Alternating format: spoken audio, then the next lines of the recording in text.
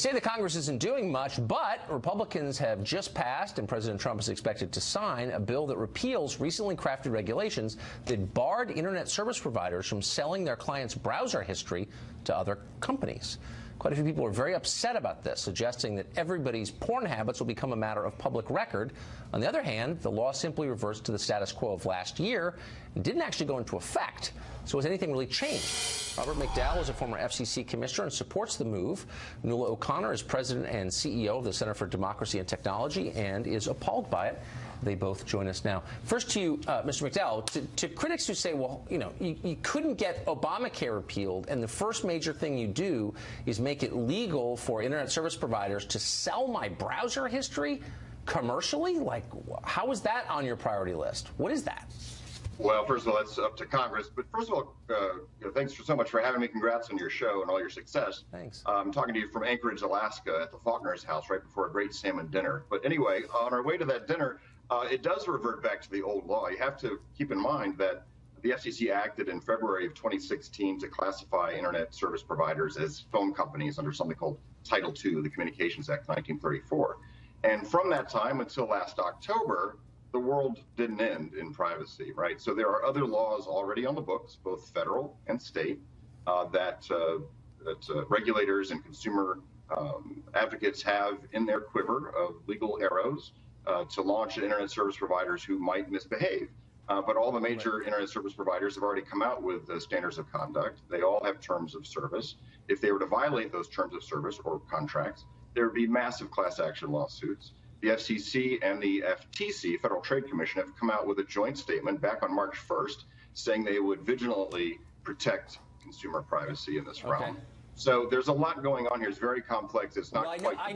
I know that it is complex, but it does get to some basic human fears about what others are seeing without our knowledge. But I think Mr. McDowell makes a couple interesting points. One, there's pretty effective self-policing already in place, and two, this is the status quo. I mean, this never even went into effect. Nothing has changed. So why are we so spun up about this?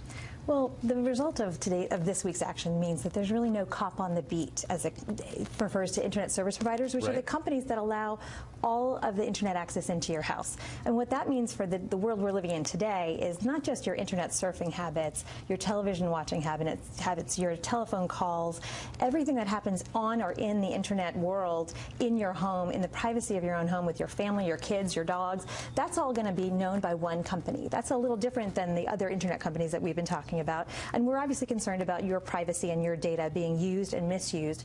It's not just all the data that's being collected about you, it's all the decisions that are going to be made about you based on that data, both by that company and what they share and sell with other companies and with future holders of that information, and limiting your worldview and limiting what you see online and what information you get, what opportunities for advancement you get in your life. So there's some serious repercussions. Well, you can keep yourself up at night worrying about that. So, Robert McDowell, here's what bothers me, is you don't have a choice of internet service providers. They negotiate with the town you live in to provide this to you. Mostly you don't really have a choice. And again, they're under government contract. Why is it bad to say to them, for the government to say to them, no, you can't misuse the private data that you collect? Well, first of all, you do have a choice of internet service providers. You have mobile broadband being the fastest growing segment of the internet market. So you do have a choice, and it covers a lot of ISPs. But you had two standards when the Federal Communications Commission acted last October, created two standards, one for internet service providers, and then there's another standard by the Federal Trade Commission for the rest of the world, which became confusing to consumers. Tucker, you're very intelligent, you're well-read. You don't know what companies have on you, which companies have what data on you, and nor do I. And so what you have the Federal Trade Commission and the Federal Communications Commission chairman saying right now is they want one standard to protect consumer privacy. And again, from February of 2016 or 2015 until October of 2016, the world did not end in terms of privacy, and you had what we have today after the CRA. So they're going to march forward. They're going to come up with harmonized rules to protect consumers. And the world really is not going to end from a privacy perspective. It's confusing, but if an internet service provider were to start to breach their agreements and breach federal and state law, there'll be an avalanche of lawsuits from trial lawyers and others, as well as government agencies, state attorneys general, the Attorney General of the United States, for all we know. Those will be the only suits I support, I have to say. So Nuala, quickly, the concern about internet service providers having too much power, I understand. But people seem way less concerned about, say, Google, which seems to run the world, and people presume their decency.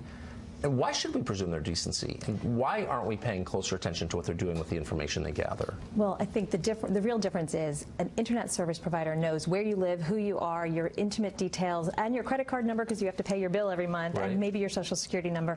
As we were talking Google about, doesn't have that info. I think not necessarily. I mean, you can do anonymous searching online on search engines. You can choose which social media sites you go on. With your internet service provider, you really don't have a choice today. In today's world, and there's so much, Rob and I agree on harmonization and fairness to companies and to consumers.